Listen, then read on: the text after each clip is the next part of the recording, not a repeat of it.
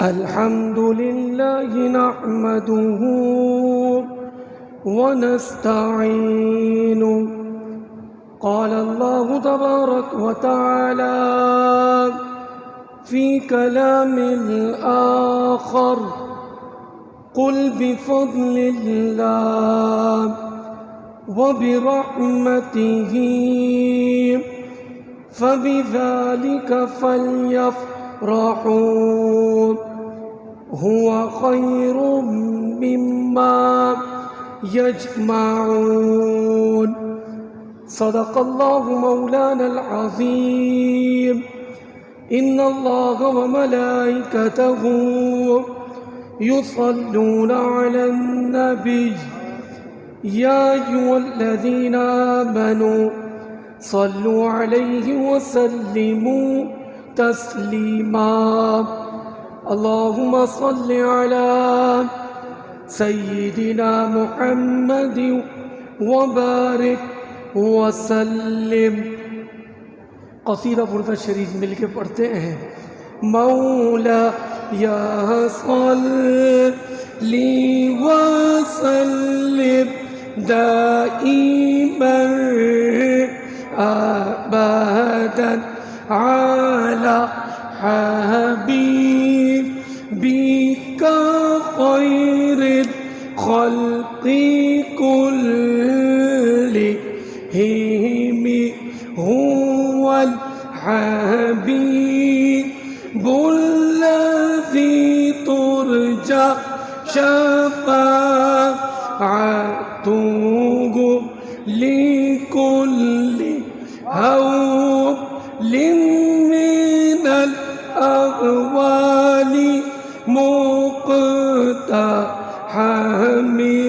مولا يا صلي وسلم دائما أبدا على حبيبك خير الخلق كلهم.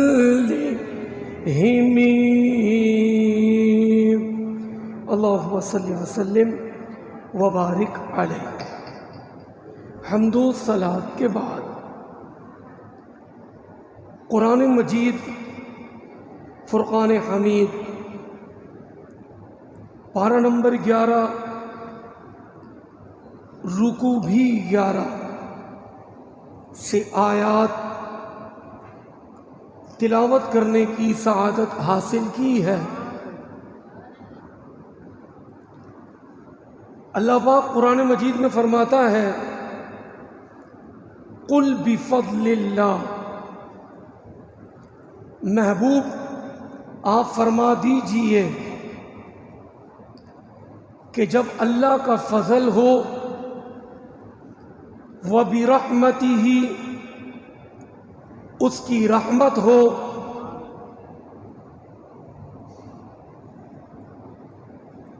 فَبِذَلِكَ فَلْيَفْرَحُوا تو اسے چاہیے کہ وہ اس پر فرحت یعنی خوشی کا اظہار کرے. هُوَ خَيْرٌ مِّمَّا يَجْمَعُونَ اور ان کے سب دھن دولت سے وہ خوشی منانا بہتر ہے. قرآن مجید کی اس آیت بینہ میں پہلے حکم ہوا کہ جس پر اللہ کا فضل ہو، اللہ کی رحمت ہو، فضل اور رحمت کا نتیجہ خوشی کا اظہار کیا جائے، خوشی منائی جائے. اور اللہ تعالیٰ فرماتا ہے محبوب ان سے کہہ دیں جو تمہارے پاس دھن دولت جمع ہے نا، وہ دولت سے بہتر وہ دولت ہے کہ جو تم خوشی کے اظہار میں خرچ کرو گے. 25ویں سپارے میں سورۃ الشورى میں ایک اور جگہ رب تعالی ارشاد فرماتا ہے وَإِذَا أَذَقْنَا الْإِنسَانَ مِنَّا رَحْمَةً فَرِحَ بِهَا، اور جب ہم آدمی کو اپنی طرف سے کسی رحمت کا مزہ دیتے ہیں تو اس پر وہ خوش ہو جاتا ہے۔ آدمی کو جب خوشی ملتی ہے، انسان کو جب خوشی ملتی ہے، چاہے وہ کسی صورت میں بھی ہو، دینی طور پہ خوشی ہو یا دنیاوی طور پر خوشی ہو، تو رب تعالیٰ فرماتا ہے وَإِذَا أَذَقْنَا الْإِنسَانَ مِنَّا رَحْمَةً، اور جب آدمی کو کوئی خوشی رحمت ملتی ہے تو وہ مزہ دیتی ہے۔ یہاں پر رحمتن کے لفظ آئے، منا رحمتن، یعنی کوئی ایک خوشی ملے، ایک خوشی پر فرح بہا، وہ آدمی خوش ہو جاتا ہے۔ علماء فرماتے جب ایک رحمت ملنے پر آدمی خوش ہوتا ہے تو مصطفیٰ جان رحمت تو رحمت نہیں، رحمت للعالمین ہمیں ملے ہیں، تو پھر بندے کو کتنی خوشی کرنی چاہیے۔ ایک رحمت پر خوش ہوتا ہے، کوئی بھی خوشی مل جائے، اولاد کی صورت میں، کوئی اچھی نوکری کی صورت میں، گھر کی صورت میں، اچھی اولاد کی صورت میں، تو منا رحمتن، اس کو مزہ آتا ہے، خوش ہوتا ہے، فرحت کا اظہار کرتا ہے۔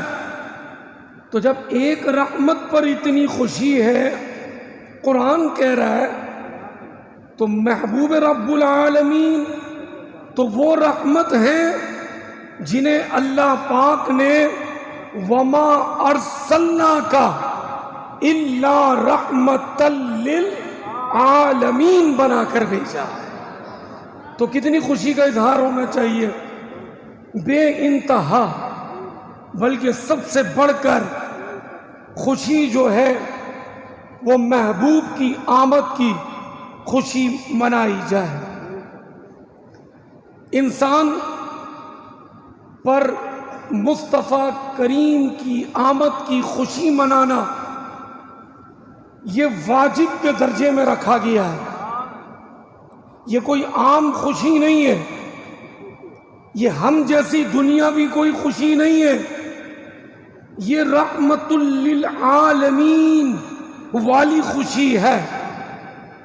اب انسان کو چاہیے، امت کو چاہیے کہ وہ نعمت کا شکرانہ ادا کرتا رہے، کیونکہ یہ نعمت اللہ پاک نے ہمیں عطا کی کہ اپنا محبوب ہمیں عطا کر دیا۔ اور حدیث پاک میں کہ جو رحمت پر، نعمت پر شکرانہ ادا کرتا ہے نا، اللہ پاک وہ نعمت اور بڑھا دیتا ہے، اور جو نعمت پر شکرانہ ادا نہیں کرتا تو اللہ پاک نے جو رحمت نعمت دی ہے، اللہ پاک وہ بھی اس سے چھین لیتا ہے۔ رہی بات آقا رحمت للعالمین ہے، ہمیں اللہ پاک نے اتنی بڑی نعمت عطا کی ہے۔ اب خوشی منانے کے طریقے، ہر علاقے میں خوشی منانے کا سلیقہ، خوشی منانے کا طریقہ خوشی منانے کا انداز دیا گیا ہے۔ مثلا پہلے زمانے میں یہ بزرگوں کا زمانہ، اگر کسی کے یہاں بچے کی پیدائش ہوتی تھی تو لوگ خوشی میں گڑ کی ریوڑیاں تقسیم کرتے تھے۔ یہ بچے کی خوشی میں خوشی کا اظہار ہوتا تھا۔ زمانہ آگے بڑھتا گیا، گڑ کی ریوڑیوں سے لوگ پتاشے بانٹنے لگے۔ زمانہ آگے بڑھا، شکر پارے بانٹنے لگے۔ دور آگے بڑھا تو لوگوں نے لڈو بانٹنا شروع کر دیے۔ وقت گزر رہا ہے، جوں وقت آگے جا رہا ہے، خوشی کے اظہار میں تبدیلی آ رہی ہے۔ اب لڈو کا دور گیا تو موتی چور پر آ گئے۔ اب وقت آیا ہمارا، جس زمانے میں ہم ہیں۔ اب اس زمانے میں کسی کو خوشی ملتی ہے نا تو کوئی ریوڑی نہیں دیتا۔ کوئی کہتا ہے بھائی میرے یہاں اولاد ہوئی ہے، یہ لو 2 ریوڑیوں کے پیس لے لو۔ کبھی ایسا ہوا ہے گردن ہلا کے جواب دے دیں، اگر منہ سے نہیں دے رہے تو گردن سے ہی دے دیں۔ اس زمانے میں ریوڑیاں کوئی نہیں بانٹ رہا۔ اس زمانے میں لڈو نہیں بانٹے جا رہے۔ اس زمانے میں کیا ہو رہا ہے؟ جدید سے جدید بندے کو خوشی ملی، چاہے کسی صورت میں بھی، خاص کر کے اولاد کی خوشی میں وہ مٹھائی والے کے پاس جاتا ہے، کہتا ہے اعلیٰ سے اعلیٰ مٹھائی، بڑے سے بڑے بیکرز کے پاس جاتا ہے، اچھے سے اچھا کیک بنواتا ہے اور گفٹ میں دیتا ہے۔ وقت بدلا، طریقے بدل گئے، خوشی ہوتی آ رہی ہے، صرف انداز بدل گیا۔ اسی طرح میلاد کے اندر بھی، میلاد آقا کے زمانے سے ہو رہا ہے۔ یہ میلاد کوئی آج کی ایجاد نہیں ہے۔ پہلے زمانے میں میلاد پتے ہاتھ میں لے لیتے تھے، یہ اس زمانے کی جھنڈیاں ہوتی تھی۔ آج جدید دور ہے، کپڑا آ گیا، جدید سے جدید جھنڈے آ گئے، جدید دور آ گیا۔ شروع میں جب موبائل آئے تو کی پیڈ موبائل تھے، اب جدید دور آیا تو ٹچ موبائل کی طرف چلے گئے۔ آنے والے وقت میں اور جدید سے جدید کی طرف جائیں گے۔ بتانا یہ ہے کہ جب یہ خوشی کا اظہار ہوتا ہے نا تو کہا جاتا ہے بھائی تم نے سنت کے خلاف کیا، سنت کے خلاف تم کرتے ہو۔ یہ تو نبی کے زمانے میں تھا ہی نہیں، جھنڈے تو تھے ہی نہیں، لائٹیں تو تھی ہی نہیں، تو بھائی نبی کے زمانے میں اگر سنت کے خلاف ہے تو نبی کے زمانے میں جو اعتراض اٹھا رہا ہے وہ بھی نہیں تھا اور ہم بھی نہیں تھے، پھر ہمیں بھی زندہ رہنے کا حق نہیں ہے کیونکہ ہم بھی نبی کے زمانے میں نہیں تھے۔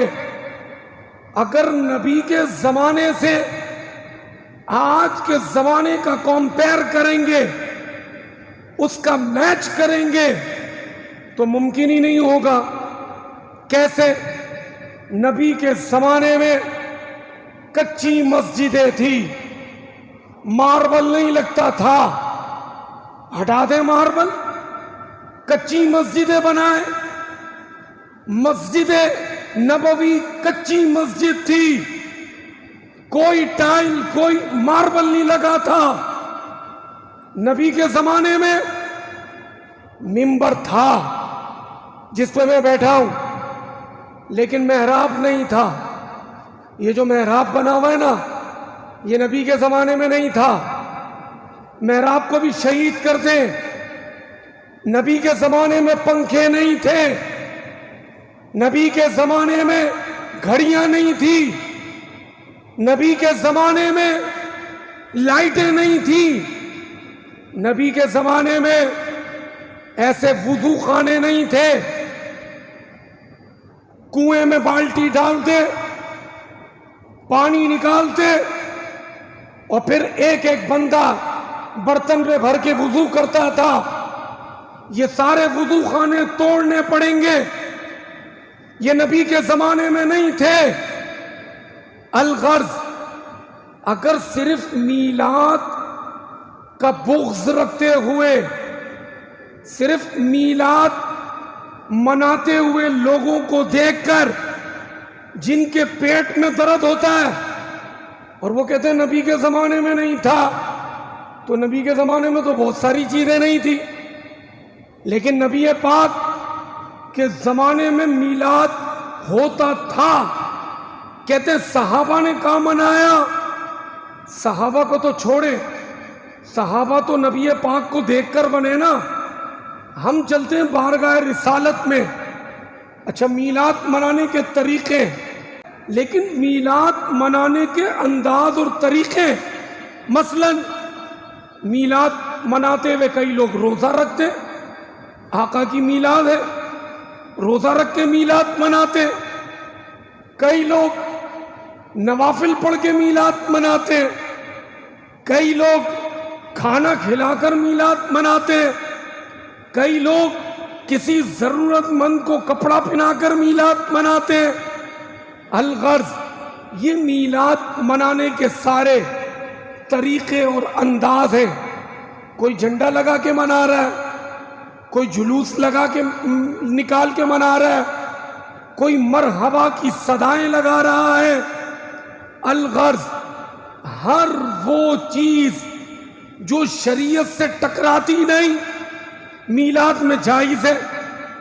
اب آقا کی بارگاہ میں چلتے ہیں, کہتے ہیں آقا نے تو میلاد منایا نہیں, 63 سال عمر شریفہ گزری, تم ان کا میلاد منا رہے ہو. تو چلے آقا کی بارگاہ میں. مسلم شریف کی حدیث ہے, آقا کریم ہر پیر کے دن کا روزہ رکھتے تھے. جب سے پیدائش ہوئی اس کے بعد آپ نے پیر کے دن کا روزہ رکھا. صحابہ نوٹ کرتے تھے آقا کا ہر عمل. عرض کرنے لگے یا رسول اللہ, ہم دیکھتے آپ ہر پیر کے دن کا روزہ رکھتے, کیا وجہ ہے؟ تو آقا کریم نے فرمایا قال فیہ ولدت, میں پیر کے دن کا روزہ اس وجہ سے رکھتا ہوں کہ اس دن میری میلاد ہوئی تھی, میری پیدائش ہوئی تھی, میری ہیپی برتھ ڈے ہوئی تھی. اس وجہ سے میں پیر کے دن کا روزہ رکھتا ہوں. کہتے نبی نے تو میلاد منایا نہیں, تم مناتے ہو. تو ہم تو 12 ربیع الاول کو صرف یہ جھنڈے اور لائٹیں لگاتے ہیں نا, جلوس نکالتے ہیں, مرحبا کے نعرے لگاتے ہیں. آقا کریم نے تو ہر پیر کے دن روزہ رکھ کر اپنا میلاد منایا. بھائیوں, یہ سنت کے خلاف نہیں ہے, ورنہ سنت کے خلاف ہے تو سب کو پتا ہے. آقا کے زمانے میں جنگ تیر اور تلواروں سے ہوتی تھی. آج اگر ہندوستان سے جنگ ہو جائے یا کسی کافر سے جنگ ہو جائے تو کیا تیر تلوار سے لڑیں گے؟ تیر تلوار کا زمانہ تو ہے ہی نہیں. آج جنگ کس چیز سے ہے؟ ایٹم بم, میزائل, توپ گاڑیاں، جہاز، جدید جو سامان ہے اس سے جنگ ہوگی۔ اب جنگ میں کوئی توپ گاڑی آ گئی اور کوئی بولے تو تم سنت کے خلاف کر رہے ہو، بھائی تو سنت کا مطلب ہی نہیں سمجھا، تو صرف اپنا مقصد سمجھتا ہے، کیونکہ وہ دور تھا تیر اور تلواروں کا۔ اگر آج کسی سے جنگ ہو جائے تو توپ گاڑیوں میزائل چلانے پڑیں گے، تلواریں لے کے بیٹھیں گے تو صفا ہستی سے مٹ جائیں گے۔ تو وقت کے ساتھ ساتھ انداز بدلتے ہیں، طریقہ وہی ہے، طریقہ وہی ہے، مسجدیں وہی ہیں، لیکن اب مسجدیں پکی ہو گئی، مسجدوں میں پنکھے لگ گئے۔ یہ سنت کے خلاف نہیں، یہ وقت کی ضرورت ہے۔ یہ ساری سہولتیں مسجد میں ہونا یہ ضرورت ہے۔ تو یاد رہے، یہ جھنڈا، یہ لائٹیں، یہ مرحبا کے نعرے، یہ کسی تنظیم یا تحریک کی ایجاد نہیں، یہ تو ازل سے ہوتا رہا۔ آقا کی آمد سے پہلے تمام نبی آقا کی آمد کا ڈنکا بجاتے رہے۔ اور سنیں، میلاد منانے کی کتنے فوائد ہیں۔ دین کا سب سے بڑا دشمن، توجہ دیجئے گا، بڑی توجہ طلب بات کرنے لگا ہوں، ساری توجہ مائک کی آواز کی طرف رکھیے گا۔ دین کا سب سے بڑا دشمن ابو لہب ہے، اس سے بڑا کوئی دشمن نہیں۔ پورے قرآن کے 30 سپاروں میں اللہ نے کسی کافر کا نام لے کر مذمت نہیں کی سوائے ابو لہب کے۔ ابو لہب اتنا بدترین کافر کیسے ہو گیا، دین کا اتنا بڑا دشمن کیسے ہو گیا؟ تو سنیں، جب 40 سال کی عمر شریفہ ہوئی نا آقا کی، تو رب نے حکم دیا، محبوب نبوت کا اعلان فرمائے۔ آقا کریم کوہ صفا پر تشریف لے گئے اور حکم ہوا، محبوب ابھی دین کی دعوت سب کو نہیں دیجیے گا، عام دعوت نہ دیں، ابھی اپنے قریبی لوگوں کو جمع کریں، جو آپ کے قریبی لوگ ہیں۔ ابو لہب رشتے میں چچا تھا، ابو جہل رشتے میں چچا تھا، عتبہ، شیبہ، یہ سب قریبی لوگ جمع ہوئے۔ وَأَنذِرْ عَشِيرَتَكَ الْأَقْرَبِينَ، قریب کے لوگوں کو جمع کریں۔ آقا کوہ صفا پر تشریف لائے، دل کے کانوں سے سنیے گا، سمجھ آ جائے تو سبحان اللہ، ایک کے بدلے 70 نیکیاں ہیں جمعے کے دن، یاد رکھیے گا۔ سب کو جمع کیا، کہا قریش مکہ میں تم سے ایک بات کرنا چاہتا ہوں۔ کہا کیجئے۔ کہا میں کہوں کہ اس پہاڑی کے پیچھے ایک لشکر آ رہا ہے، وہ تمہیں نیست و نابود کر دے گا، تو میری بات پر یقین کرتے ہو؟ وہ کہنے لگے بالکل ہم یقین کرتے ہیں، ہم اندھے، ہمیں کچھ نظر نہیں آتا، جو آپ کہہ رہے ہیں وہ سچ ہے، آپ جھوٹ نہیں بول سکتے، کیونکہ 40 سال میں ہم نے آپ کو کبھی بھی جھوٹ تو جھوٹ، کبھی کسی کو دھوکہ دیتے ہوئے نہیں دیکھا ہے۔ اتنی بڑی بات کر دی نا، اب ان کو بات مان لینی چاہیے تھی۔ آقا نے فرمایا اچھا مجھ پر اتنا یقین کرتے ہو، سنو، یہ جتنے بت ہیں نا کعبے میں، یہ سب جھوٹے ہیں، اللہ ایک ہے، یہ سب جھوٹے خدا ہیں، اللہ ایک ہے، وہ واحد ہے، وہ احد ہے، اس کا کوئی شریک نہیں ہے۔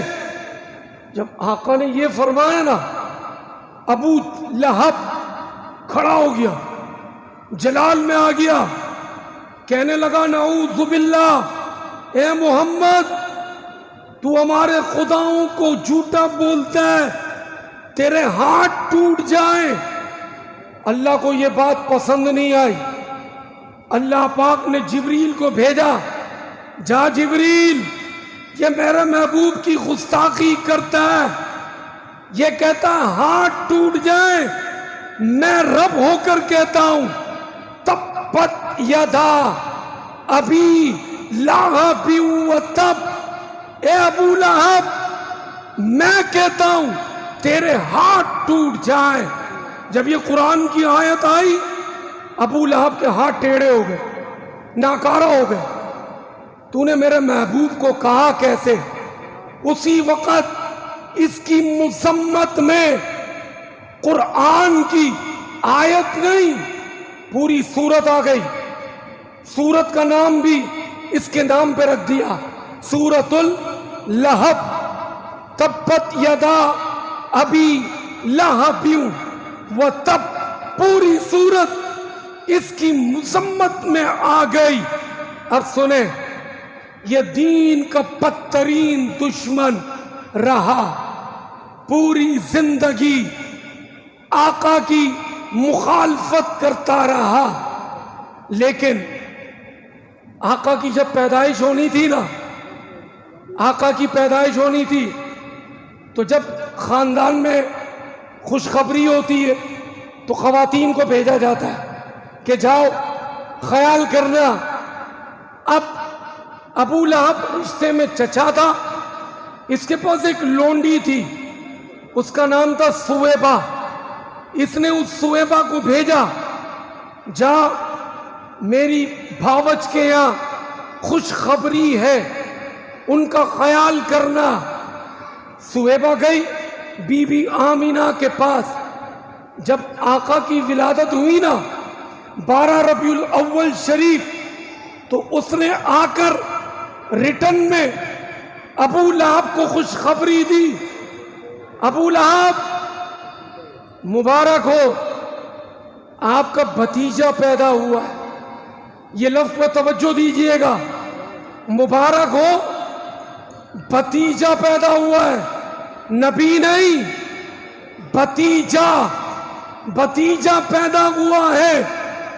ابو لہب کو بڑی خوشی ہوئی، کہ بھائی کے یہاں عبداللہ کے یہاں بیٹا پیدا ہوا۔ خوشی میں اشارہ کیا، جا تجھے میں نے بھتیجے کی خوشی میں آزاد کیا۔ کس کی خوشی میں؟ بھتیجے کی۔ یاد رکھیے گا، نبی کی خوشی نہیں، بھتیجے کی خوشی میں نے آزاد کیا۔ ابو لہب بدترین کافر، دین کا دشمن، مر گیا۔ مرنے کے بعد حضرت عباس نے دیکھا اور پوچھا، اے ابو لہب کیسی گزر رہی ہے؟ کہنے لگا بڑی مشکل میں ہوں، نبی اور دین کی دشمنی بڑی مہنگی پڑی، جہنم کے گڑھوں میں ہوں، لیکن ایک نیکی کام آ گئی۔ کا کون سی؟ کا وہ جو پیر کے دن بھتیجے کی خوشی منائی تھی نا، پیر کے دن اس پانی کی انگلی سے مشروب ملتا ہے، اس کو پینے کے بعد عذاب میں کمی ہو جاتی ہے۔ مشروب ملتا ہے پیر کے دن، پینے کے بعد عذاب میں کمی ہو جاتی ہے۔ پیارے پیارے بھائیوں توجہ دیجئے گا، یہ شیطان بیچ میں آ گیا بچوں کی صورت میں، چھوڑ دے، توجہ دیجئے گا۔ کہنے لگا پیر کے دن مشروب ملتا ہے، عذاب میں کمی ہو جاتی ہے. عذاب معاف نہیں ہوگا کیونکہ کافر ہے. قیامت تک، قیامت کے بعد بھی جہنم میں جلتا رہے گا. شرح مسلم یہ واقعہ لکھنے کے بعد امام نووی، شرح مسلم جنہوں نے لکھی ہے، امام نووی ان کے استاد حضرت ابو شامہ لکھتے ہیں کہ جب ایک کافر نبی سمجھ کر نہیں بھتیجا سمجھ کر خوشی منائے تو اس کو بھی قبر میں فائدہ پہنچ رہا ہے. تو جب اہل ایمان کلمہ پڑھنے والا نبی کی محبت میں، نبی کی غلامی میں مصطفیٰ کریم کی آمد کا جشن منائے گا تو وہ کیوں کر برکتوں اور رحمتوں سے محروم رہے گا. تو لہذا آقا کی آمد ایک بہت بڑی نعمت ہے. اس نعمت کا شکرانہ ادا کرے، نمک حرامی نہ کرے. کہتے اتنی خوشی کیوں مناتے ہو؟ غریب بچیوں کی شادی کر دو. اسی وقت غریب بچیوں کی شادی یاد آتی ہے. پوچھنے والے نے پوچھا بھائی آپ کے پاس موبائل ہے؟ کہاں موبائل ہے؟ کہا کون سا؟ کہا آئی فون 14 میرے پاس موبائل ہے. کہا بھائی اس کی قیمت کیا ہے؟ کہا 3.5 لاکھ روپے. اپنے پہ 3.5 لاکھ کا موبائل، غریب بچی کی شادی یاد نہیں آ رہی؟ اور مصطفیٰ کریم کی آمد کا جشن ہو تو غریب بھی یاد آ رہے ہیں، فقیر بھی یاد آ رہے ہیں، یتیم بھی یاد آ رہے ہیں. خدا را آقا کی آمد ہمارے لیے ایک بہت بڑی نعمت ہے. اگر آپ چاہتے ہیں اختلاف نہ کریں، کوئی تحفظات ہیں ہمارے پاس آئے، قرآن حدیث سے دلیل دیں گے. نہیں تو ہمیں قائل کر کے دکھائیں، ہم بتائیں گے میلاد کا مطلب آقا کا ذکر کرنا. میلاد عربی کا لفظ ہے. لوگ سمجھتے ہیں میلاد کا مطلب صرف نعتیں پڑھنا ہے. میلاد کا مطلب صرف نعتیں پڑھنا نہیں. یہ جو میں نے بیان کیا نا یہ بھی میلاد ہے. کسی نے پڑھا صلی اللہ علیہ وسلم، اس نے میلاد منا لیا. میلاد کا آسان ترجمہ آقا کا ذکر کرنا. چاہے وہ کوئی قرآن پڑھ کے کرے، چاہے وہ کوئی روزہ رکھ کے کرے، چاہے وہ کوئی نفل پڑھ کے کرے، چاہے وہ کوئی جھنڈا اٹھا کر کرے، چاہے وہ کوئی لائٹ لگا کر کرے، ہر وہ چیز جو شریعت سے ٹکراتی نہیں میلاد میں جائز ہے. اللہ پاک ہم سب کو جشن میلاد شایان شان منانے کی توفیق نصیب فرمائے.